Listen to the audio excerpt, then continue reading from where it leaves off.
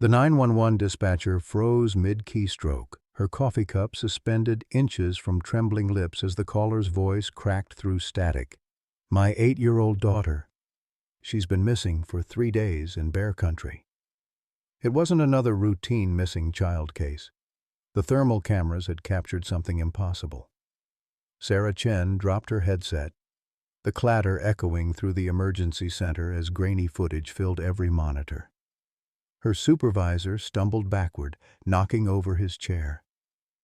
The night shift fell silent, staring at images that defied everything they knew about predator behavior. Dorothy Thompson clutched her granddaughter's pink backpack to her chest, remembering Emma's excited whisper just days before. "Grandma, do you think bears dream?"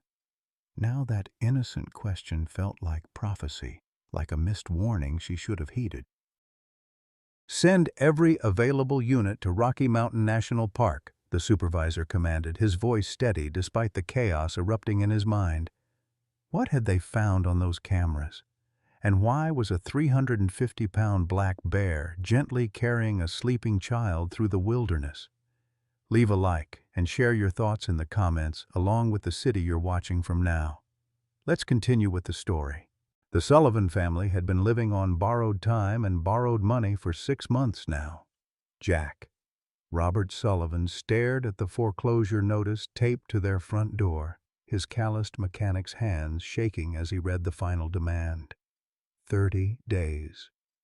That's all they had left before losing the modest 2-bedroom house in Aurora that had been Emma's only home.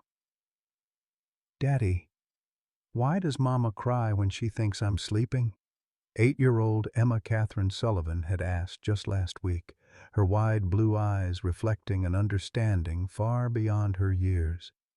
Jack's throat had closed up then, just like it did now every time he thought about how his little girl was growing up too fast, carrying worries that should have been his alone.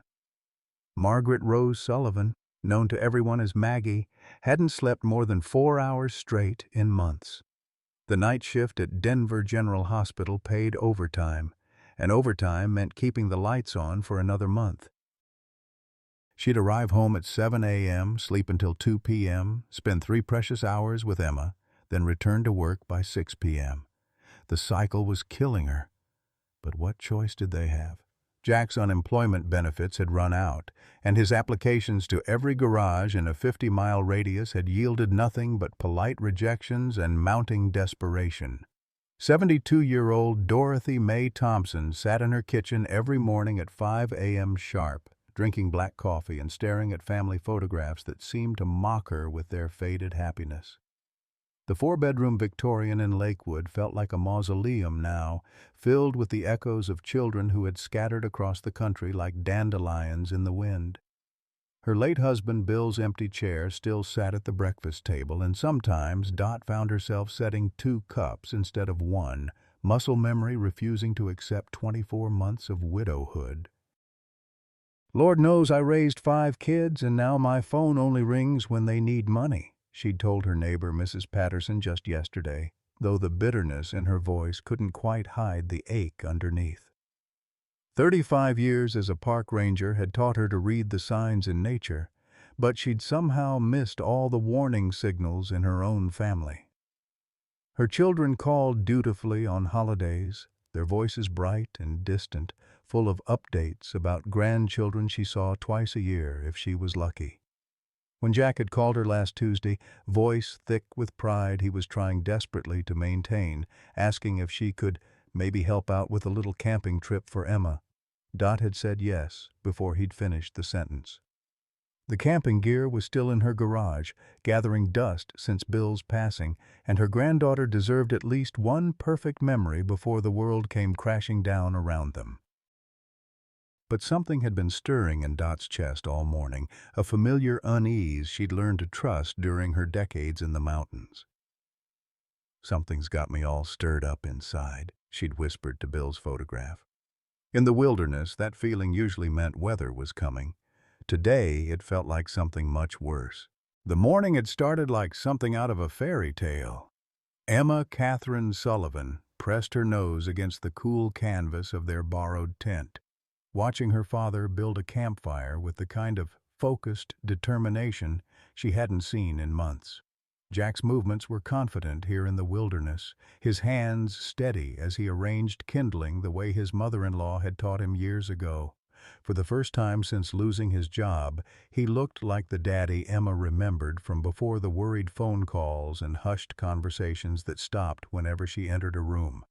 "Daddy, when we go home, can we bring the mountains with us?" Emma asked, her small fingers wrapped around a tin cup of hot chocolate that tasted like adventure and freedom. She'd collected 17 pine cones that morning, each one a treasure to be examined and sorted by size.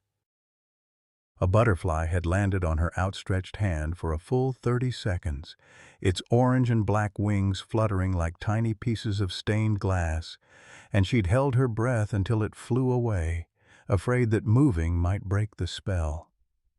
Jack felt something inside his chest unknot for the first time in months. Out here, away from the foreclosure notices and rejection letters, away from Maggie's exhausted tears and the constant hum of financial anxiety, he could almost believe he was still the father Emma deserved. He taught her how to identify animal tracks in the soft earth around their campsite, showed her which berries were safe to eat, and listened to her chatter about everything from cloud shapes to whether bears had favorite colors. This was what being a dad was supposed to feel like. After lunch, the July sun had warmed the mountain air to a perfect 75 degrees, and Jack's eyelids grew heavy. The physical exhaustion of months spent job hunting, of staying awake nights calculating and recalculating their dwindling savings, finally caught up with him. "Just a quick rest, sweetheart," he murmured, settling back against a fallen log while Emma played nearby. "Daddy needs to close his eyes for just a minute." Emma had been building a fairy house out of twigs and moss when she spotted them, a cluster of Indian paintbrush flowers blooming impossibly red against the green backdrop of the forest. They were the most beautiful flowers she'd ever seen, like tiny flames dancing in the breeze, and they were just across the meadow, maybe 50 yards away. She looked back at her father, who was breathing deeply with his eyes closed, and made the kind of impulsive decision that 8-year-olds make without considering consequences. The flowers were even more spectacular up close, and beyond them were more flowers, purple lupines that looked like tiny purple castles reaching toward the sky. Emma picked a small bouquet, planning to surprise her daddy, but when she turned around, the campsite was nowhere to be seen. The trees all looked the same suddenly, tall and imposing, and the playful shadows that had seemed so friendly moments before now felt dark and confusing. At 3:47 p.m., Jack Sullivan woke to a silence that made his blood turn to ice water. "Emma?" His voice cracked across the empty campsite. "Emma, sweetheart, where are you?" The fairy house sat abandoned, her collection of pine cones scattered as if she'd left in a hurry. His heart began to pound as he called her name louder, crashing through the underbrush around their campsite, following every possible path she might have taken. 45 minutes of searching felt like 45 hours. Jack's voice was raw from shouting, his hands bleeding from pushing through brambles, his mind spiraling into every parent's worst nightmare. When he finally called 911, his voice broke completely. "My little girl. She was right here. She wouldn't just run off. Emma's a good girl. She listens. She doesn't wander." But even as he said it, he knew children didn't always listen, no matter how good they were. The first park rangers arrived within an hour, their calm professionalism a stark contrast to Jack's barely contained panic. Dorothy Thompson made the 90-minute drive from Denver in just over an hour, her ancient Buick pushed to its limits as she raced toward the mountains that had been her workplace for 35 years. She arrived just as the sun was setting, painting the peaks in shades of orange and pink that would have been beautiful under any other circumstances. Maggie left Denver General Hospital mid-shift, still wearing her scrubs, her supervisor covering the rest of her rounds without question. The drive to Rocky Mountain National Park felt endless, every mile marker another step deeper into her worst fears. She kept calling Jack's cell phone, needing to hear his voice, needing updates even when there were none to give. Marcus Edward Webb appeared at the ranger station just as the search teams were organizing, offering his services with the kind of quiet authority that came from years of wilderness experience. "I know these mountains," he told the incident commander. "I can cover ground your teams can't reach." He didn't mention that he'd been spending most of his time in these mountains lately, carrying a rifle and harboring a grudge that had been eating him alive for 2 years. The search team spread out across the mountainside like a military operation. Thermal imaging cameras mounted on drones swept the forest floor while trained dogs followed scent trails that seemed to disappear into thin air. Local volunteers arrived throughout the evening, bringing coffee and sandwiches and the kind of community support that still existed in small mountain towns. But as the hours passed and the temperature began to drop, everyone was thinking the same thing. A little girl in summer clothes wouldn't survive a night in the mountains. The weather forecast made everything worse. A storm system was moving in from the west, bringing with it the possibility of flash floods and temperatures that could drop into the 40s. Dorothy stood beside the incident command vehicle, studying topographical maps with the intensity of someone who had spent decades reading the language of the wilderness. "She's out there," she told Jack, gripping his shoulder with surprising strength. "In 35 years, I've seen what this mountain can do to folks, but I've also seen miracles happen when families don't give up." As night fell over the campsite, the family gathered around a fire that felt more like a vigil than a source of warmth. Maggie clutched Emma's pink backpack to her chest, breathing in the faint scent of her daughter's strawberry shampoo. Jack stared into the flames, replaying every moment of the afternoon, wondering if he'd ever forgive himself for falling asleep. And somewhere in the darkness beyond their circle of light, they could hear sounds that might have been their daughter's voice calling, "Daddy," or might have been nothing more than wind moving through the trees, carrying their hopes and fears into the vast indifference of the night. Emma Catherine Sullivan had been walking for what felt like hours when the world began to tilt sideways. The Indian paintbrush flowers she'd picked were wilted in her small fist, their bright red petals now brown and lifeless. Her summer dress, soaked through with dew and her own tears, clung to her shivering body as the mountain temperature dropped with the setting sun. She couldn't feel her toes anymore, and when she tried to call for her daddy, only a whisper came out. The massive black bear emerged from the thick pine trees like something from a nightmare, his dark fur almost invisible against the gathering shadows. Bruno weighed 350 pounds, his shoulders broad enough to fill the narrow gap between two trees, his presence commanding the kind of respect that came from being an apex predator in his domain. But something was different about this bear, something that showed in the way he paused when he caught sight of the small figure collapsed against a fallen log. Emma's blue eyes, already glassy with the early stages of hypothermia, focused on the enormous creature with the kind of acceptance that came from being too exhausted to feel fear. She thought she was dreaming. Maybe this was like the fairy tales Grandma Dot used to read to her, where magical creatures appeared when little girls were lost in the woods. "Are you going to eat me?" she whispered, her voice barely audible above the mountain wind. Bruno circled the child slowly, his massive head lowered as he caught her scent. There was something about her that triggered memories buried deep in his animal consciousness, memories of another time, another place when human hands had been gentle instead of threatening. The bear had lived in these mountains for 8 years, ever since Dorothy Thompson had released him as a yearling after nursing him back to health. But those early memories of kindness had been overshadowed by years of avoiding humans, of learning that their presence usually meant danger.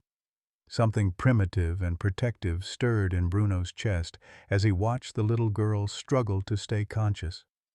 His own cubs had been lost to disease 2 winters ago, taken by a virus that swept through the local wildlife population, leaving him alone with a grief that animals feel but cannot express. The maternal instinct that should have died with his mate somehow transferred itself to this vulnerable human child, this small creature who needed protection more than he needed solitude. The bear made a decision that defied every law of nature. He approached Emma slowly, gently, making the low rumbling sound that mother bears use to comfort their young. When she didn't run, couldn't run, he carefully placed his massive paw next to her trembling form, sharing his body heat. Then, with the kind of delicate precision that seemed impossible for such a large creature, he began to gather pine boughs and fallen leaves, building a windbreak around the spot where Emma lay. Meanwhile, the search for Emma intensified as the 48-hour mark approached. Statistical survival rates for lost children in wilderness areas plummeted dramatically after 2 days, a fact that hung over the command center like a death sentence. The media had arrived in force, satellite trucks lining the narrow mountain roads, reporters broadcasting updates that reached millions of screens across the country. 8-year-old missing in bear country became the headline that captured national attention, bringing both hope and additional pressure to the search operation. Dorothy Thompson hadn't slept in 36 hours. Her weathered hands traced paths on topographical maps that she knew by heart, her 60-year-old eyes scanning terrain that held 35 years of memories. Every canyon, every ridge, every hidden valley in this section of Rocky Mountain National Park was as familiar to her as the lines on her own face. But familiarity bred a terrible understanding of how many places a small child could disappear forever. "She's out there," Dot told the incident commander for the 100th time, her voice hoarse from coordinating volunteer search teams. "That little girl is smart, and she's a Sullivan. We don't quit, and we don't die easy." But privately, as she stared at the weather forecast predicting overnight temperatures in the low 40s, even Dot's legendary optimism began to waver. Maggie Sullivan moved through the search effort like a woman possessed, her nurse's training lending clinical precision to her emotional desperation. She organized supply runs, coordinated with medical personnel, and maintained detailed logs of every search sector that had been covered. Working kept her sane, kept her from imagining all the ways her daughter might be suffering in the wilderness. When well-meaning volunteers suggested she should rest, should let others handle the technical aspects of the search, Maggie's response was swift and sharp. "That's my baby out there. I'll rest when she's in my arms." Jack Sullivan had barely spoken since Emma's disappearance, his guilt manifesting as an almost manic dedication to the physical search. He hiked every trail, checked every cave, called his daughter's name until his voice gave out completely. Other fathers might have been comforted by the army of volunteers and professional searchers, but Jack saw each passing hour as evidence of his failure. A good father wouldn't have fallen asleep. A good father would have been watching. A good father would have already found his little girl.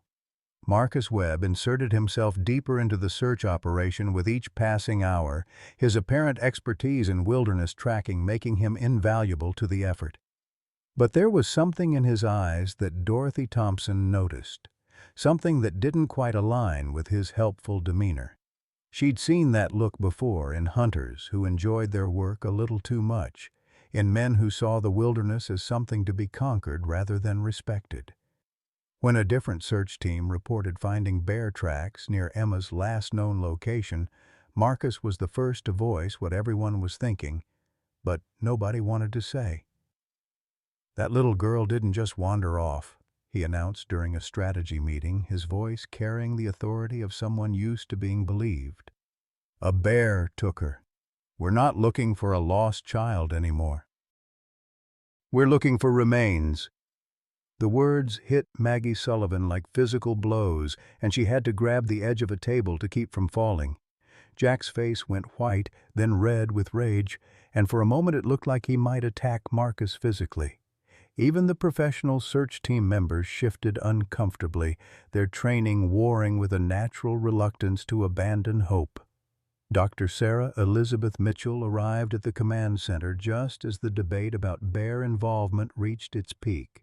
As a wildlife behavioral specialist from Colorado State University, she brought both scientific credibility and a different perspective to the discussion. "Bears don't kidnap children," she stated firmly, her quiet authority cutting through the rising panic. "They avoid human contact whenever possible. If there are bear tracks in the area, it's probably coincidence." Marcus rounded on her immediately, his facade of helpful cooperation cracking to reveal something harder underneath. "Lady, I've spent more time in these mountains than you've spent in textbooks. I know what bears are capable of, and I know they don't leave evidence behind when they feed." The crude implication of his words sent Maggie fleeing from the tent, her hand pressed to her mouth as if she could physically hold back the scream building in her chest. But Dr. Mitchell held her ground, her brown eyes steady as she faced down Marcus's aggression. "Actually, research shows that black bears have complex emotional lives and have been documented showing protective behavior toward other species in stress situations. If a bear encountered Emma, it's more likely to help her than hurt her." The statement seemed absurd given their circumstances, but something in the scientist's voice suggested she wasn't just offering false comfort.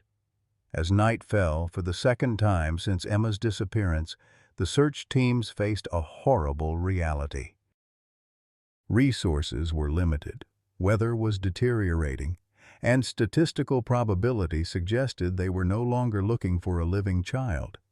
But families don't operate on statistics, and the Sullivan family refused to accept what logic told them was inevitable. They would search until they found Emma, or until the mountains claimed them too. In the darkness beyond their circle of artificial light, none of them could imagine that Emma Sullivan was sleeping peacefully for the first time in 2 days, curled against the warm flank of a bear who had somehow learned to love again. Emma woke to the sound of gentle rumbling like a massive cat purring in her ear. For a moment she thought she was home in her own bed, listening to the neighbor's lawnmower through her bedroom window. But then she opened her eyes and saw thick black fur rising and falling with each breath, and the memories of being lost crashed back into her consciousness. The bear, Bruno she had named him in her dreams, was still there, still keeping her warm, still protecting her from whatever dangers lurked in the mountain wilderness. "Good morning, Bruno," she whispered, her small hand reaching out to touch the coarse fur that had been her blanket through the cold night. The bear's dark eyes opened immediately, alert and intelligent in a way that surprised her. He made a soft chuffing sound, almost like he was answering her greeting, and Emma felt something she hadn't felt since being lost. She felt safe. Bruno had spent the night in a state of protective vigilance, his senses tuned to every sound in the forest around them. Mountain lions hunted at night, and he had heard their distant calls echoing through the canyons. Twice he had detected the scent of predators approaching their makeshift shelter, and both times his low, threatening growl had been enough to convince them to find easier prey elsewhere. The child's presence had awakened something in him that went deeper than instinct, a fierce protectiveness that reminded him of the human who had saved his life years ago. When Emma shivered and complained of being thirsty, Bruno demonstrated intelligence that bordered on the miraculous. He led her to a small stream hidden among the rocks, testing the water himself before allowing her to drink. When she was still hungry after eating the few berries left in her dress pocket, he guided her to a huckleberry bush loaded with ripe fruit, showing her which ones were ready to eat by gently pulling them from the branches with his massive claws. Emma began to understand that Bruno was teaching her, the same way her daddy had taught her to tie her shoes or her mama had taught her to brush her teeth. The bear showed her how to dig for grubs under fallen logs, protein that her small body desperately needed. He demonstrated which plants had edible roots and how to find them by scent. Most importantly, he taught her to follow his lead when danger approached, to stay perfectly still when he froze, to move quickly when he indicated it was time to go. "You're the smartest bear in the whole world," Emma told him, as they shared a lunch of berries and stream water. She had begun drawing pictures in the dirt with a stick, simple figures that represented her family. When she pointed to each figure and said Mama, Daddy, and Grandma Dot, Bruno would lean in close and sniff the drawings, as if trying to understand the concept of family through scent and intent. The bond between them grew stronger with each passing hour. Emma discovered that Bruno responded to her voice, that he seemed to understand the difference between her happy tone and her scared tone. When she sang "You Are My Sunshine," the lullaby Grandma Dot had taught her, Bruno would settle down and close his eyes, as if the melody brought him comfort too. And when Emma cried, missing her family with an intensity that made her chest hurt, Bruno would gently nuzzle her with his massive head, offering the only comfort he knew how to give. Back at the command center, the search effort was beginning to fracture under the weight of diminishing hope and growing desperation. Volunteers who had worked tirelessly for 2 days were starting to drift away, returning to their own families and responsibilities. The professional search teams maintained their systematic coverage of the mountainside, but even their efficient optimism was beginning to wear thin. Missing children in wilderness areas followed predictable patterns, and those patterns rarely ended in reunion. Marcus Webb had become increasingly vocal about his theory that Emma had been taken by a bear, despite Dr. Mitchell's scientific objections.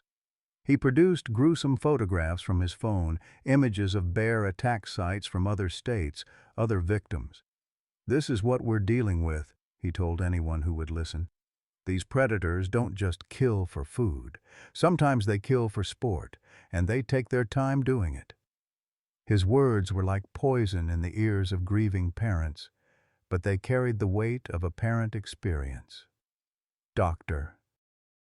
Sarah Mitchell found herself fighting an uphill battle against both popular misconception and Marcus's aggressive certainty. She had spent years studying bear behavior, had documented cases of interspecies cooperation and even adoption in the wild. But academic research seemed pale and theoretical when set against Marcus's graphic descriptions of bear attacks. Still, something about his obsession with bear violence troubled her. His knowledge was too detailed, too personal, as if he had studied the subject for reasons that had nothing to do with wilderness safety. The revelation of Marcus's true motivation came during a heated argument on the third night of the search. Dr. Mitchell had been questioning his increasingly extreme suggestions that they should shoot any bear found in the search area, that Emma's body would likely never be recovered, that the family should begin preparing for the worst. "You seem awfully eager to assume the worst," she said, her voice tight with controlled anger. "Almost like you want Emma to be dead." Marcus's composure cracked like ice under pressure. "You don't know what you're talking about," he snarled, his hands clenching into fists. "You sit in your ivory tower studying animals like they're pets, but I've seen what they really are. I've lived with what they can do." The words came pouring out then, the story he had been carrying for 2 years, like a cancer in his chest. His son Timothy had been 6 years old when he died, not from a bear attack as Marcus had been implying, but in a car accident that Marcus himself had caused. He had been drinking that night, just 2 beers after a particularly bad day at work, and he had thought he was fine to drive. The curve on Highway 36 had come up faster than expected, the guardrail had given way, and Timothy had died instantly when their car rolled down the embankment. The official report blamed icy conditions, but Marcus knew the truth. He had killed his own son through his own negligence.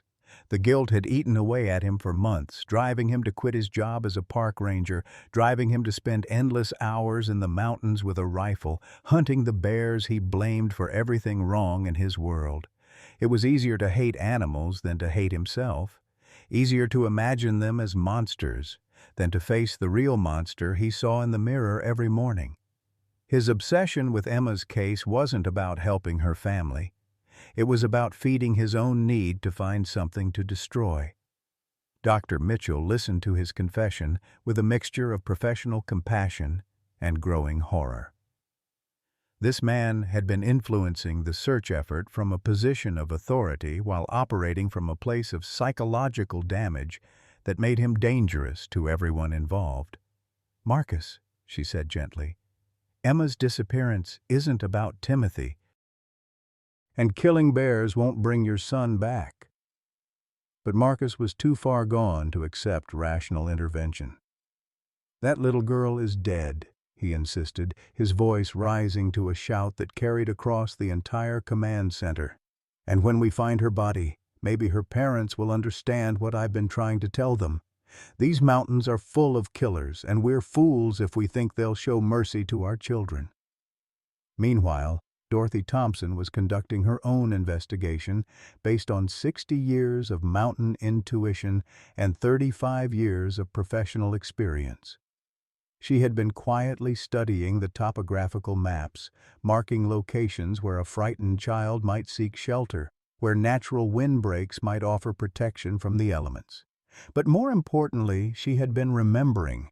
20 years ago, during her tenure as a park ranger, she had rescued an orphaned bear cub whose mother had been killed by poachers. The cub had been maybe 3 months old, barely old enough to survive without milk, and certainly too young to fend for himself in the wilderness.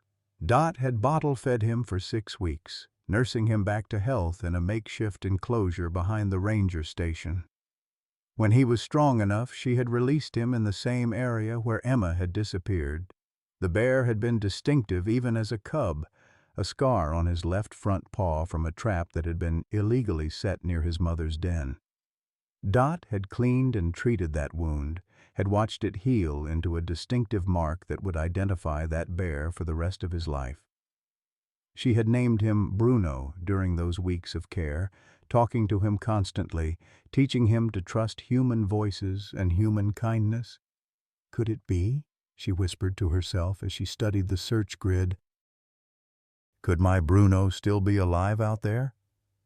Bears could live 20 years or more in the wild, and if her Bruno had survived, he would be exactly the right age, exactly the right size to match the tracks they had been finding. More importantly, he would be the one bear in these mountains who had learned to associate humans with safety rather than danger. The weather forecast continued to deteriorate, with flash flood warnings now added to the existing concerns about overnight temperatures. A massive storm system was moving in from the west, bringing with it the kind of mountain weather that could trap even experienced hikers in deadly situations. Search operations would have to be suspended within hours, leaving Emma to face the storm wherever she was hiding.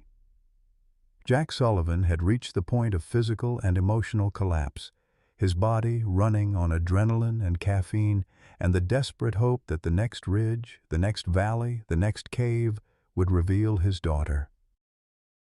He had hiked over 40 miles in 3 days, calling Emma's name until his voice was nothing but a painful rasp. Other searchers had tried to convince him to rest, to let fresh volunteers take over his sectors. But Jack couldn't stop moving.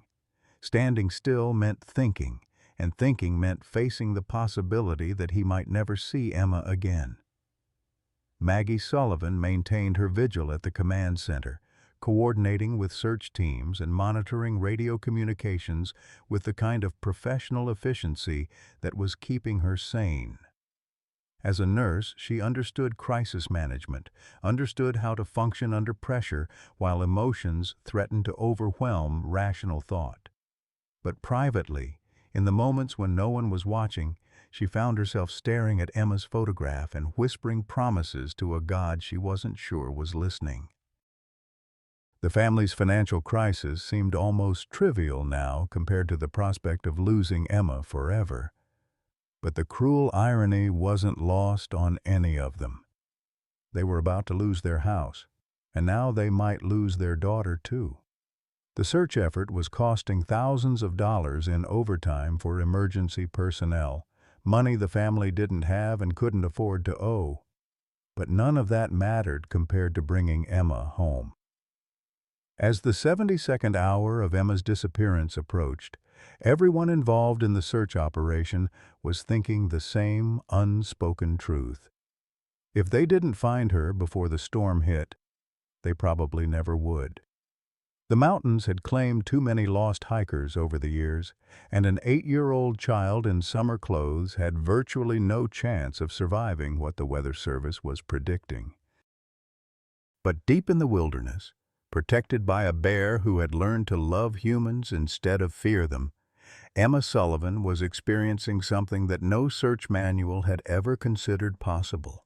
She was learning to survive not despite the wilderness, but as part of it, guided by an animal whose own capacity for love had been awakened by her need.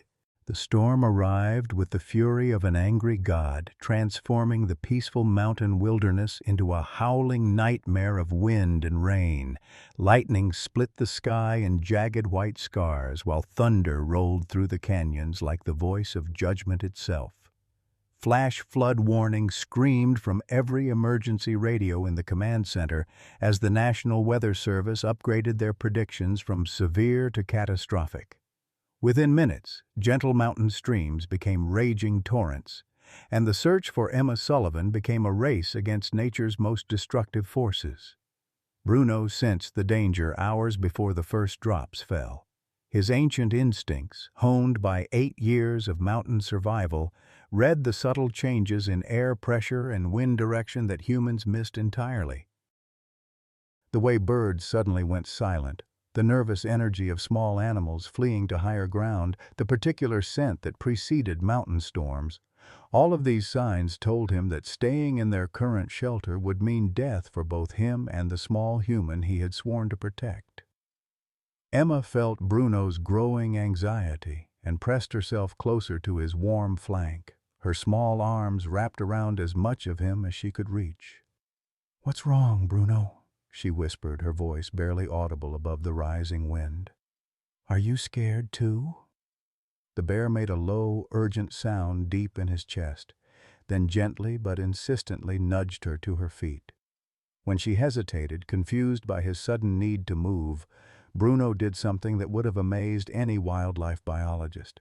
He took the hem of her dress carefully in his teeth and tugged, leading her away from their shelter like a mother bear guiding a cub. The journey across the flooding landscape became a desperate odyssey of survival.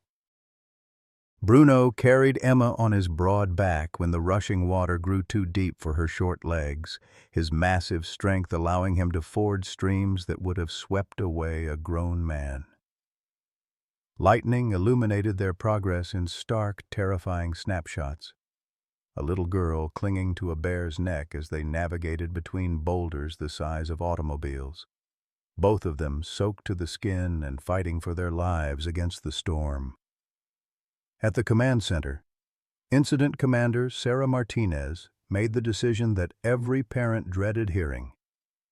"All search teams, return to base immediately," her voice crackled over the radio. "Weather conditions have become too dangerous for personnel's safety. Repeat, all teams return to base." The words hit Jack Sullivan like physical blows, and he grabbed the radio from a nearby volunteer, his voice breaking as he pleaded with the distant search teams. "Please, you can't stop looking," Jack begged, his words barely coherent through his tears. "She's out there. She's waiting for us to find her. She's probably scared and cold and wondering why her daddy isn't coming to get her." Maggie Sullivan wrapped her arms around her husband, her own tears mixing with the rain that hammered against the command tent. They both knew that suspending the search was the right decision. No one else should die in this storm. But logic offered no comfort to parents facing their worst nightmare. Dorothy Thompson stood at the edge of the command center, staring into the storm with the intensity of someone reading a familiar but dangerous book. 72 years of mountain living had taught her to respect weather like this, but 35 years as a park ranger had also taught her where animals went during storms. "She's not out in the open," Dot said quietly, more to herself than to anyone else. "If she's still alive, she's found shelter. The question is where?" Marcus Webb saw the family's desperation as an opportunity to push his agenda of lethal force against the local bear population.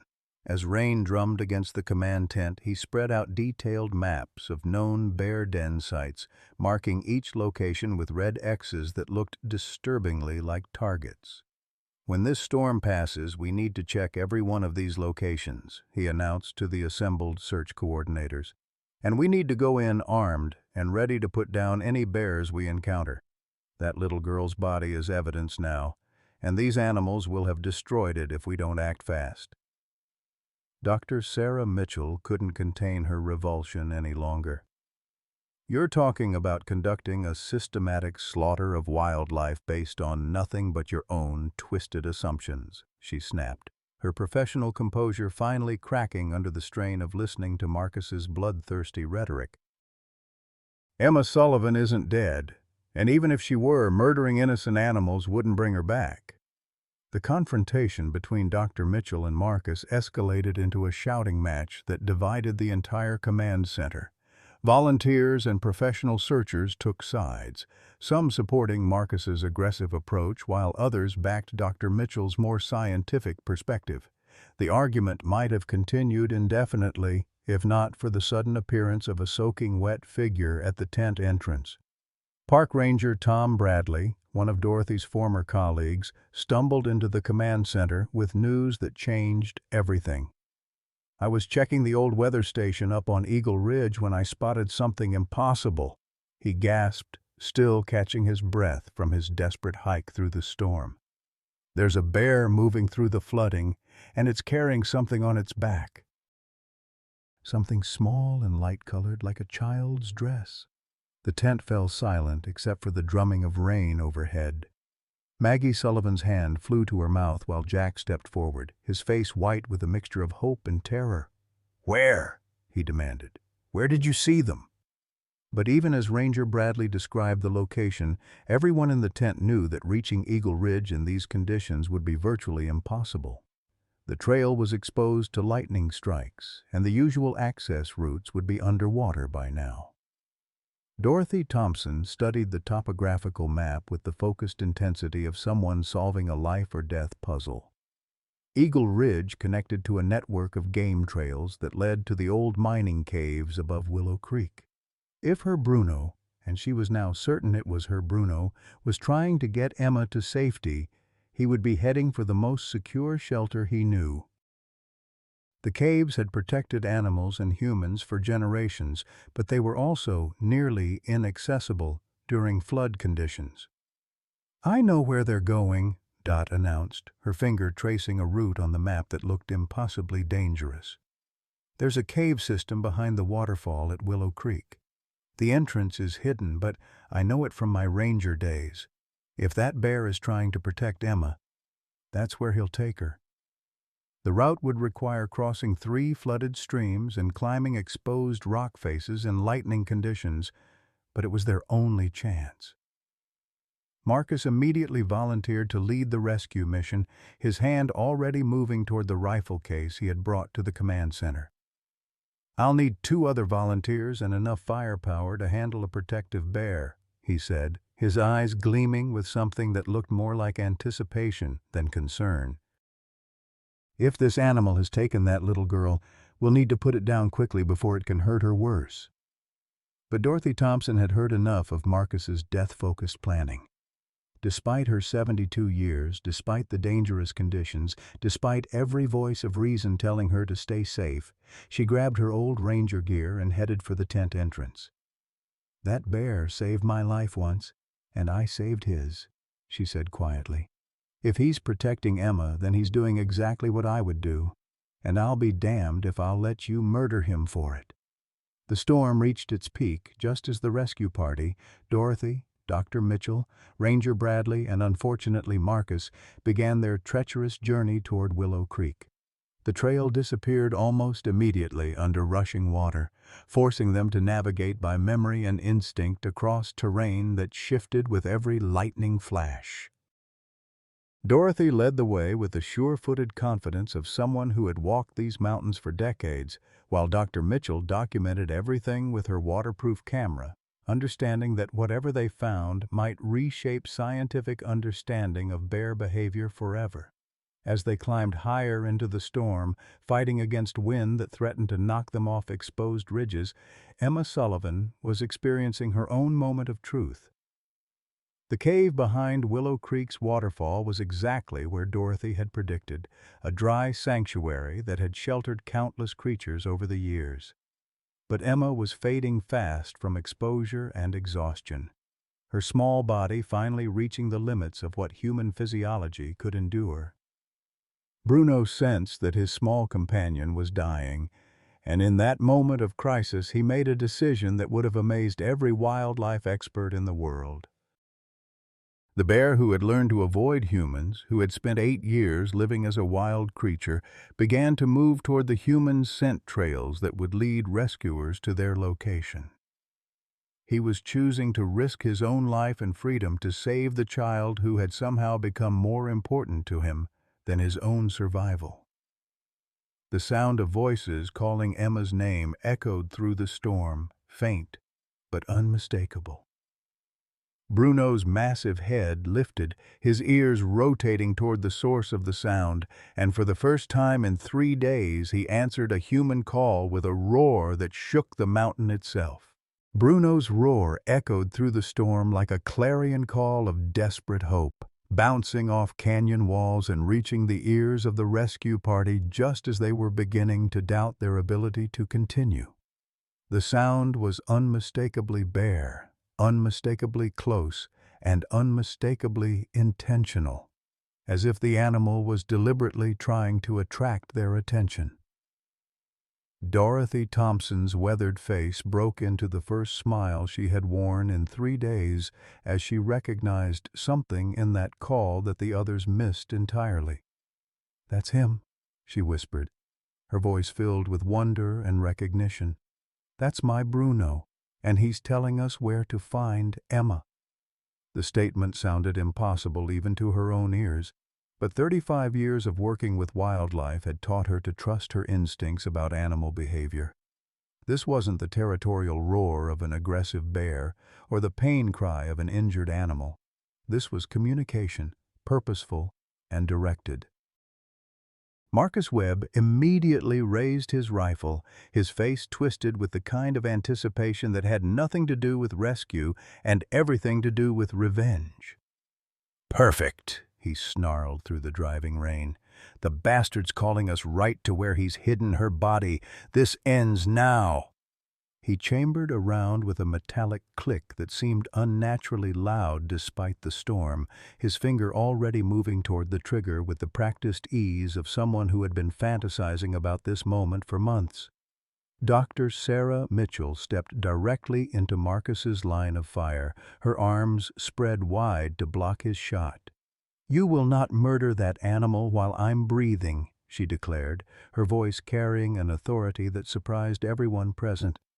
"That bear just helped us locate Emma, which means he's been protecting her, not harming her. If you want to shoot something, you'll have to shoot me first." The confrontation might have escalated into violence if not for the sudden appearance of Emma herself, stumbling out of the cave entrance like a ghost materializing from the mist. She was soaked to the skin, her summer dress torn and muddy, her lips blue with cold. But she was unmistakably alive and conscious. Behind her, moving with protective caution, came Bruno, all 350 pounds of him, his massive frame filling the cave entrance like a living wall. "Emma!" Dorothy's voice cracked with emotion as she rushed toward her granddaughter, her 72-year-old body moving with an agility that defied her age.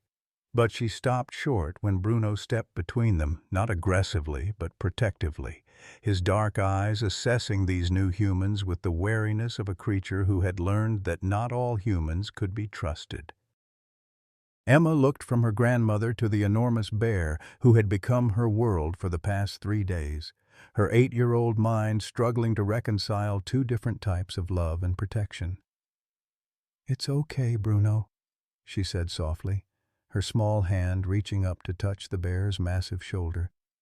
"That's my Grandma Dot. She's good people, just like you." The simple trust in her voice, the casual intimacy of her interaction with a wild predator created a moment of stunned silence among the rescue party. Marcus raised his rifle again, his hands shaking with rage and grief and something darker that had been eating at him for 2 years. "Get away from that monster, little girl!" he shouted, his voice cracking with hysteria. "Don't you understand what it is? Don't you know what it's capable of?" But his words only caused Emma to step closer to Bruno, her small body shielding as much of the bear as she could manage. "He's not a monster," Emma said with the kind of fierce certainty that only children possess. "He saved me. He kept me warm and fed me berries and protected me from the scary things in the dark. He's my friend, and friends don't hurt each other." Her defense of the bear, delivered with such innocent conviction, created a stark contrast to Marcus's violent intentions that wasn't lost on anyone present. Dr. Mitchell slowly approached the pair, her movements deliberate and non-threatening, her scientific mind racing to document every detail of this unprecedented interspecies bond. "Emma," she said gently, "can you tell me how Bruno has been taking care of you?" As the little girl began to describe the past 3 days, the shared food, the warmth, the protection from other predators, the gentle teaching of survival skills, Dr. Mitchell realized she was witnessing behavior that would revolutionize understanding of bear intelligence and emotional capacity. Dorothy stepped forward carefully, speaking in the same gentle tone she had used 20 years ago when nursing an orphaned cub back to health. "Hello, Bruno," she said softly, and the bear's massive head turned toward her with something that looked remarkably like recognition. "Do you remember me, baby? Do you remember the lady who fed you bottles and cleaned your poor, hurt paw?" As if responding to a familiar voice, Bruno's defensive posture relaxed slightly, though he remained positioned protectively near Emma. The recognition was mutual and unmistakable. Dorothy could see the scar on Bruno's left front paw, now faded but still visible after 20 years. This was definitely her cub, grown into a magnificent adult who had somehow retained the capacity for trust and love that she had tried to nurture during those crucial early weeks of his life. The circle of connection, Dorothy saving Bruno, Bruno saving Emma, and now Dorothy finding them both, felt like something approaching miracle. Marcus's psychological breaking point arrived with the force of an avalanche.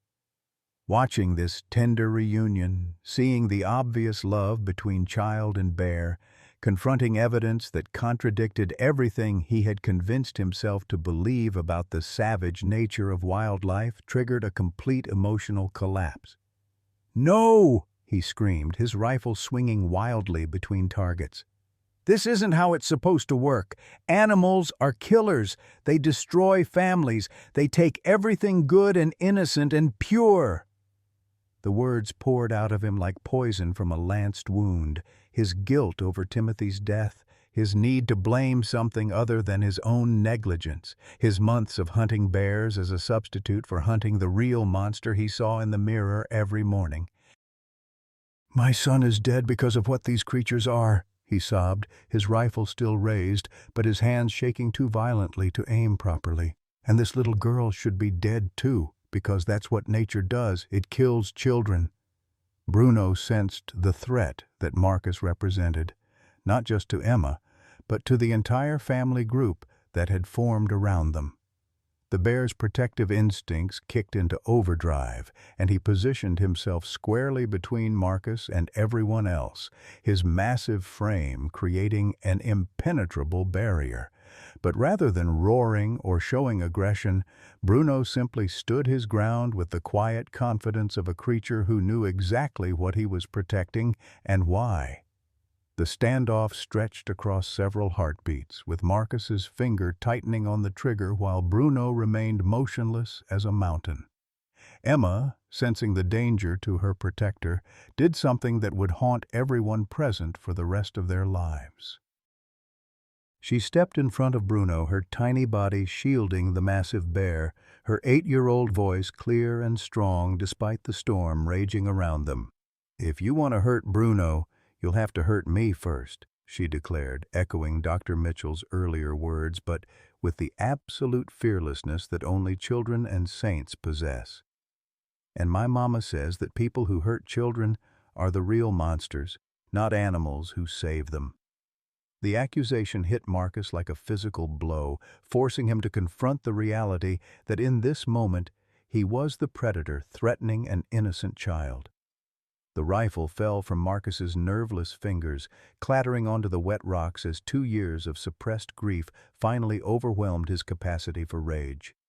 He collapsed to his knees in the mud, sobbing with the kind of primal anguish that comes from finally facing an unbearable truth. Timothy's death hadn't been caused by the savage nature of wildlife. It had been caused by his own failure as a father, his own moment of poor judgment that had stolen his son's future. As Marcus wept in the rain, Dorothy gathered Emma into her arms while Dr. Mitchell carefully documented the extraordinary scene with her camera. Bruno watched the emotional reunion with the patient wisdom of a creature who understood that healing takes time, that trust must be earned, and that sometimes the most important victories are the ones that don't require violence to achieve. The storm was beginning to pass, but the real transformation, in understanding, in relationships, in the very definition of what family could mean, was just beginning. The truth came pouring out of Marcus Webb like water through a broken dam. 24 months of carefully constructed lies and self-deception finally crumbling under the weight of what he had witnessed.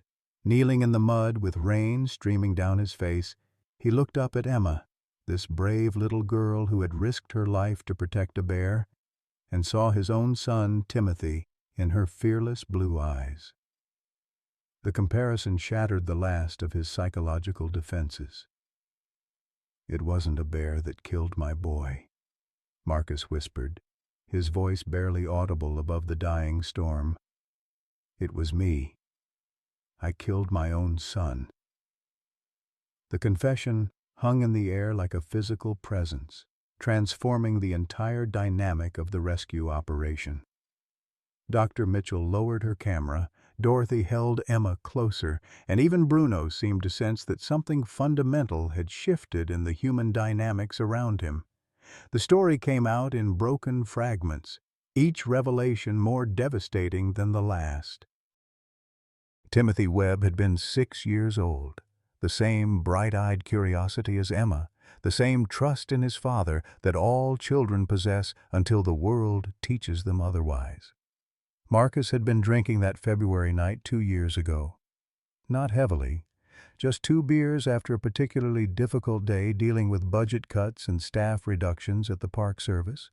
He had convinced himself he was fine to drive, that the short trip to pick up Timothy from his ex-wife's house was well within his capabilities. The curve on Highway 36 had come up faster than expected in the icy conditions.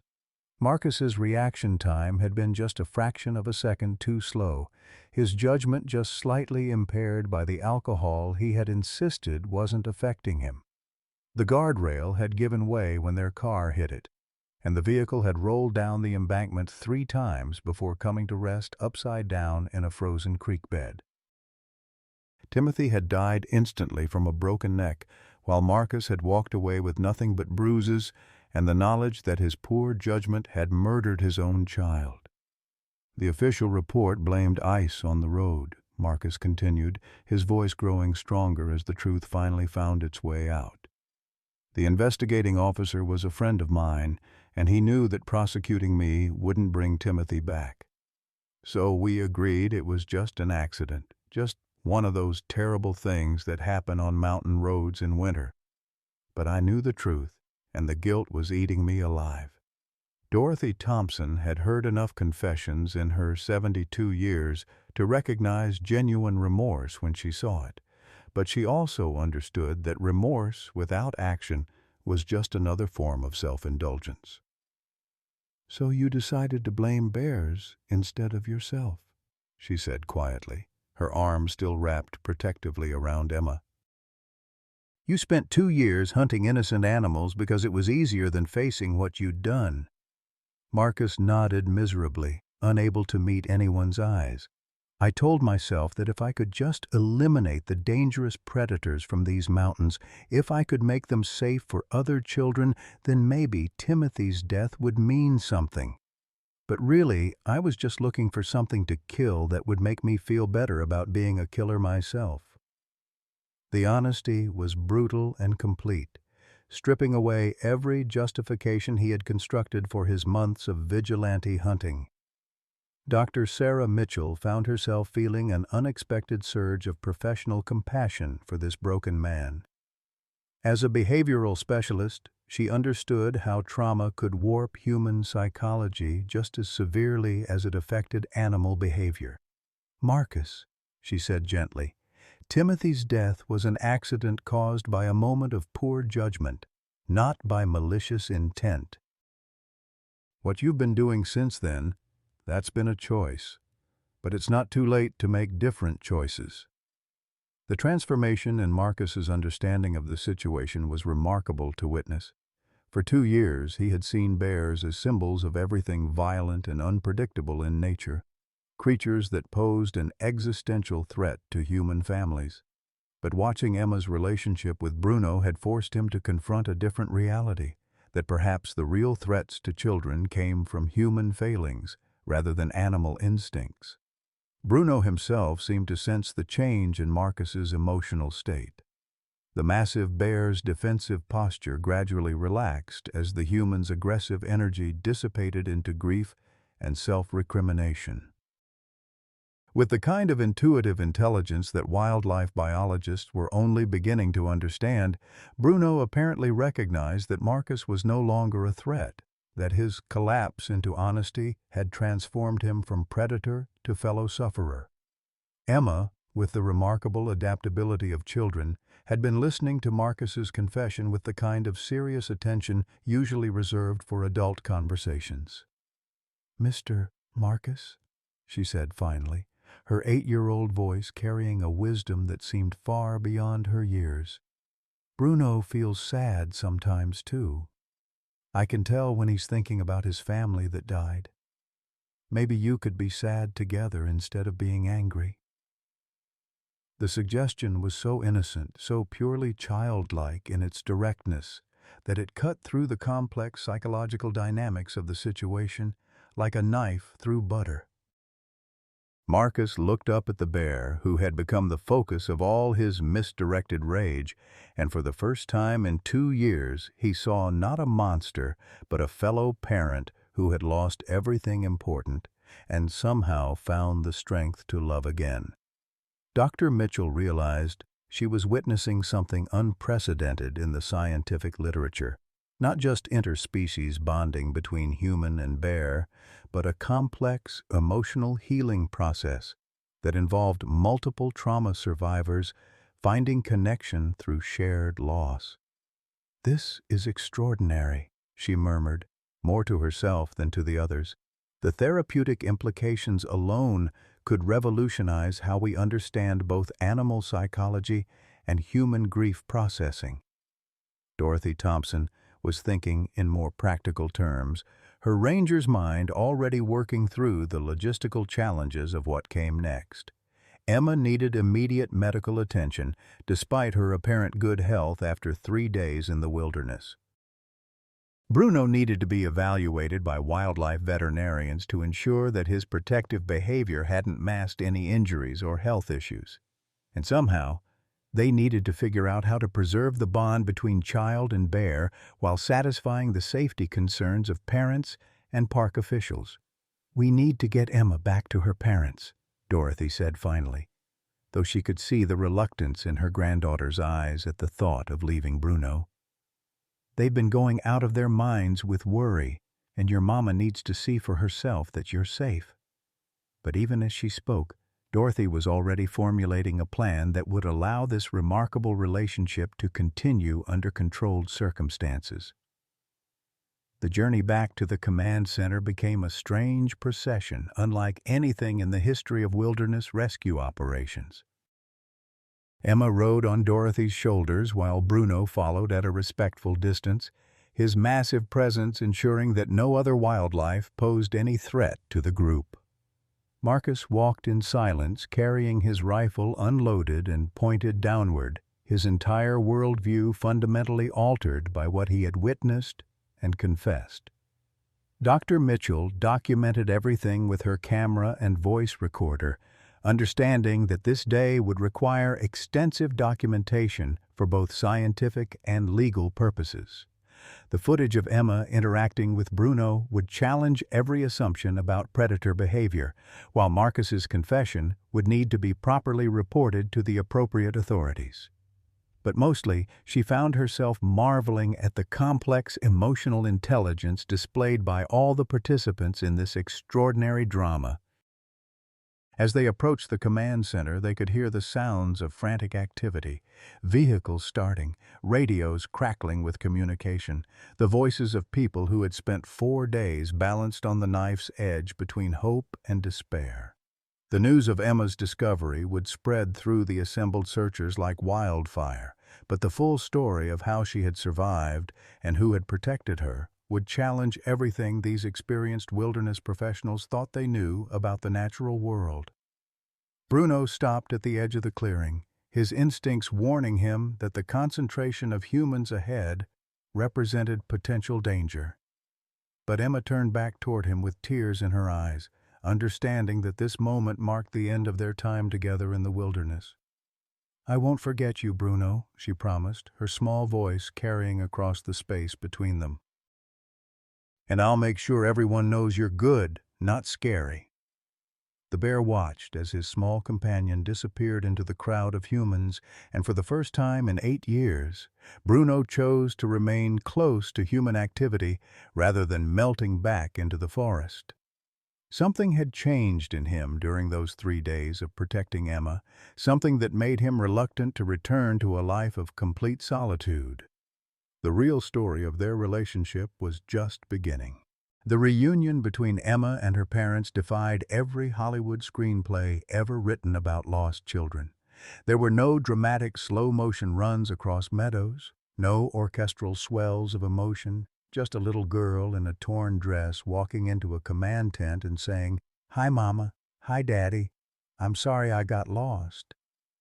Maggie Sullivan's knees gave out completely, and she collapsed to the muddy ground, pulling Emma into her arms with a grip that suggested she might never let go again.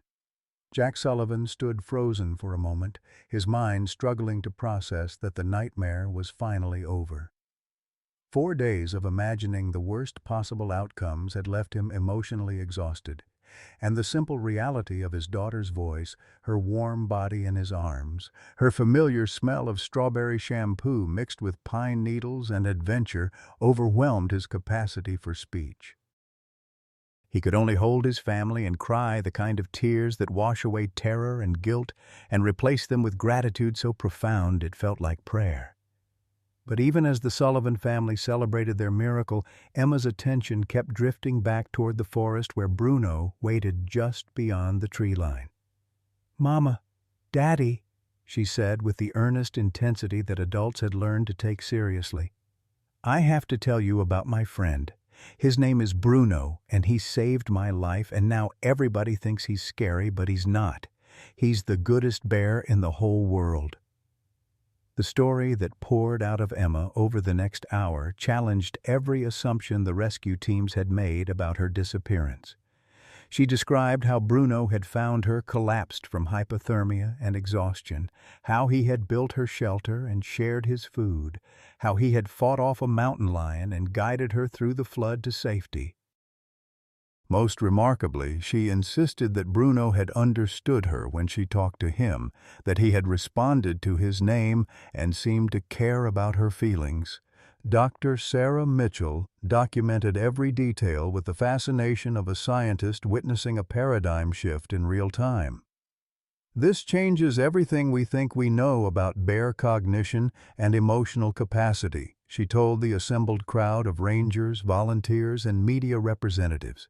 Emma's account describes behavior that suggests not just intelligence, but empathy, long-term planning, and interspecies adoption instincts that we've never documented in wild black bears. Marcus Webb stood at the edge of the crowd, no longer the aggressive hunter he had been just hours before, but not yet sure what he was becoming instead. His confession about Timothy's death had lifted a weight from his shoulders, but it had also left him adrift, uncertain how to rebuild an identity that hadn't been built on rage and guilt. When Emma's eyes found his across the crowded tent, she walked over and took his large, scarred hand in her small, clean one. "Mr. Marcus," she said with the kind of directness that only children possess, "Bruno knows you're sad about your little boy. He gets sad about his family too sometimes. Maybe you could help take care of him, and he could help take care of you." The suggestion was so innocent, so purely hopeful, that it cut through the complex emotions surrounding Marcus's situation and offered him something he had never expected to find again: purpose. Dorothy Thompson had been quietly working her phone for the past hour, calling in favors accumulated over 35 years in the Park Service. By the time Emma finished her story, Dot had already laid the groundwork for an unprecedented solution to their unprecedented problem. "I've got 40 acres adjoining the park boundary," she announced to the assembled group. "It's been sitting empty since Bill passed.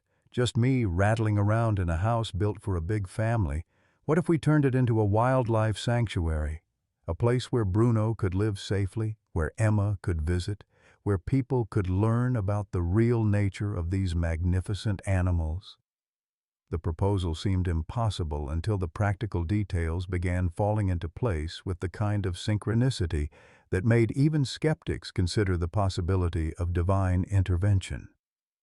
The Colorado Parks and Wildlife Department, facing budget cuts and public relations challenges, saw an opportunity to partner with a private sanctuary that could provide both conservation benefits and educational value.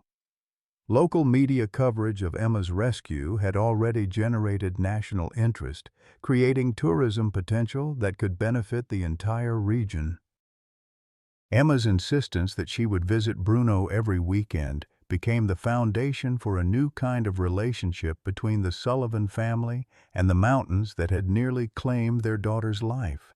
Jack found work as the sanctuary's maintenance supervisor, his mechanical skills perfectly suited to building and maintaining the specialized enclosures and facilities that Bruno would need.